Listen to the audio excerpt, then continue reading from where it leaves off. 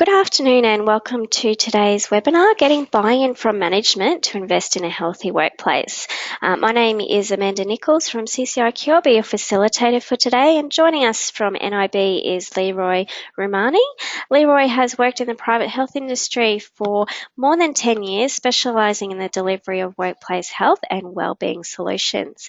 So today Leroy is going to talk about the impact of health issues in the workplace, and he's going to take you through some strategies to help you create a strong business case to your senior managers around this. But before we start, if you want to ask Leroy a question, you can do so at any stage during the webinar. Just use the chat box that appears on the bottom right-hand corner of your screen, and we'll get to these at the end of the webinar. So now I'll hand over to Leroy and he'll take you through today's webinar. Thank you so much for that introduction, Amanda, and thank you everyone for attending today. So today we're going to be talking about workplace health and wellbeing, and in particular, how to get your management on board with your vision and your goals to deliver a healthier workplace.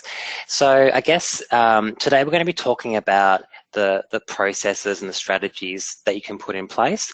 And this is going to be relevant to businesses from a whole range of industries and sites. So it's not going to be specific to any one type of business.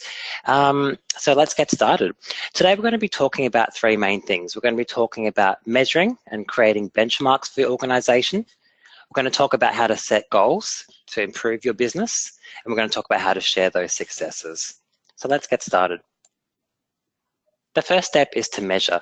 So this is really all about setting benchmarks for your organization. I'm not sure if you people are aware, but there's a lot of studies out there that talks about the cost of unhealthy workplaces. A recent PwC study found that absenteeism costs around $7 billion a year to the Australian economy.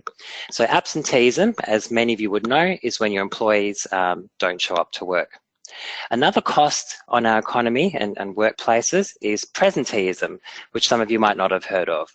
Presenteeism is the cost of employees coming to work that shouldn't be at work, that are unhealthy, that are sick, that are not performing to their potential. So those are two areas that we can look at benchmarking. Another key figure that you might not be aware of is around mental health. According to the Black Dog Institute, mental health is the leading cause of sickness within Australia and costs up to $36 billion a year to workplaces. So I guess what this is really all about is setting a benchmark that's relevant to your organisation. And a large part of that will be around the information you can actually access. So some of the information that within NIB we have access to and we use to measure, absenteeism we've mentioned, employee engagement, so regular measurements of employee engagement is really important for us. And one key measurement within our organisation is length of employee tenure.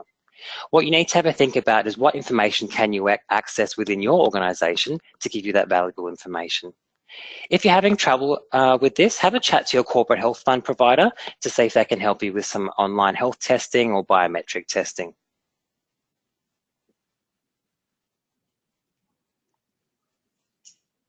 The next step is to set your goals and I guess to find your focus. So before you start booking those yoga classes and massages, you need to have a think about why you're actually engaging in a health and wellbeing program. And there's a few different reasons that you can look at when you put your case forward to management. So I guess a lot of employers will take the first step and think about how to improve the health and well-being of their workers and what effect this can have on their business. So we've already talked about some of the effects, so reducing sick days and reducing the risk of presenteeism, but not a lot of employers are aware of the cost of injuries and accidents from outside the workplace. So that's something that a lot of employers want to look at. And I guess where an employer has taken steps to implement a wellness strategy and has developed it over a long period of time, they eventually become the first point of contact for wellness injuries, which allows you as an organisation to take more of an active approach in the health and wellbeing. A key goal for a lot of businesses is to secure employer of choice status. So, you know, when you look at job advertising, a lot of the times you'll see companies credential themselves as an employer of choice status for women, ethnic, LGBT groups. This is about credentialing your workplace as a healthy workplace. And having a wellness strategy in place allows you to do that and will in turn allow you to have better relationships with your workers. One of the key measurements that we use at NIB is length of employee tenure, and we can measure customer retention and employee satisfaction, customer satisfaction as a result of that. And having longer employer tenure allows us to develop more in the area of talent within our organisation. If people are with us longer, there's more we can do with them. And one last thing that people look at when they assessing the needs of their organisation and looking at implementing a wellness strategy is the competitive edge it's going to give them in the marketplace. So are your competitors offering these types of benefits? That's something you need to have a look at. Another way that a workplace wellness and wellbeing strategy is going to give your company the competitive edge is by developing team cohesion and helping build those relationships within your organisation. And this might help you activate and develop your own company identity.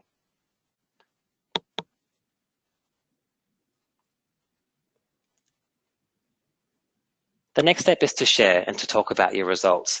So this is where I'm going to take a step back and have a look at a case study and look at NIB health funds.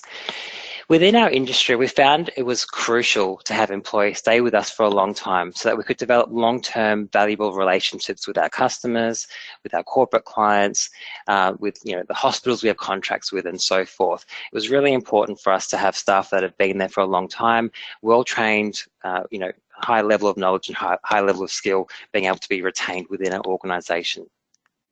To achieve this goal, NIB implemented a workplace health benefit scheme where health insurance was offered to employees at a subsidised rate, and that subsidy increased with the length of tenure that they had been with NIB. This allowed us to make a bigger investment with the employee the longer they were with us, and therefore encouraged a longer tenure with NIB. As you can see, the results there are quite dramatic. So the average employee that has taken up the health insurance benefit with NIB is with us for close to 10 years. The average employee not claiming the benefit is with us for close to 2 years. So there's quite a significant difference there and a huge result for our business. That has meant we've been able to maintain those long-term relationships with our external stakeholders. It's important that you measure the results against your original goals. So for example, Unilever, which is a large multinational organisation, invests quite heavily in their wellness. And the reason they've been able to invest heavily in their wellness program is because they do measure the return on investment. And as you can see, they return an average of €2.57 for each euro they spend on their wellness program.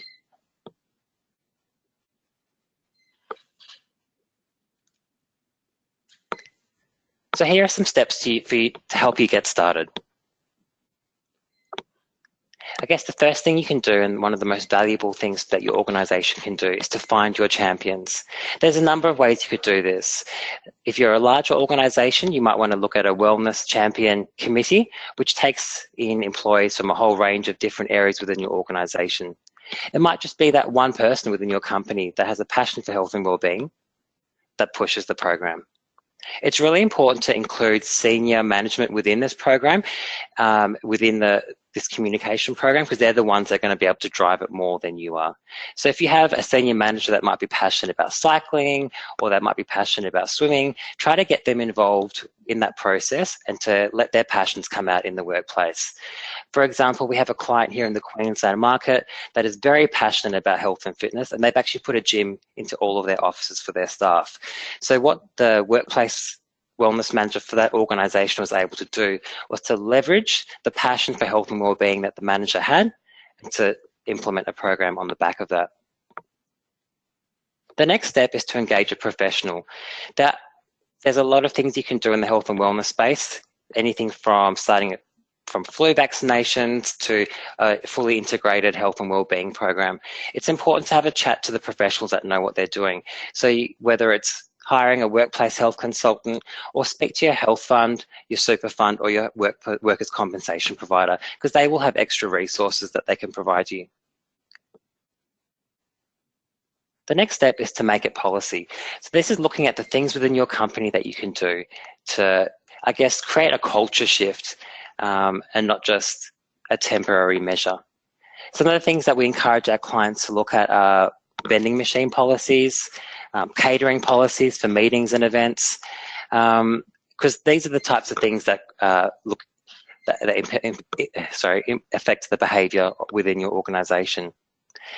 A great example is NIB. We have a value statement which talks about the 6 key values within our organisation. If your organisation has a value statement, does it include things about workers' health? Do you make a commitment that your workplace will be healthy? These are some of the things that you should look at, as well as the facilities that you have. So do you need to look at making it easy for people to live healthier lifestyles with showering facilities, for example? The last step is to make it fun. So everyone knows that for a program to be engaged within your workforce and within management, it needs to be fun. So this is about leveraging the passions and the excitement that's already within your organisation.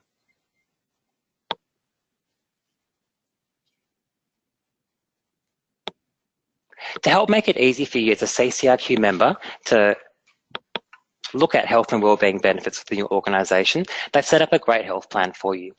So information about your health plan can be found on the website on your screen and by contacting NIB. So what this plan gives you is access to the types of rates and benefits that would usually only be available to a larger organisation that we would deal with. So what the CCRQ member plan gives you is a discounted rate on a health insurance, a corporate rate, as well as some other benefits like a waiting period waiver. To find out more about the CCRQ member plan, contact us directly. For more information about how this could affect your workplace and how to implement stuff in your workplace, you've got my details there as well.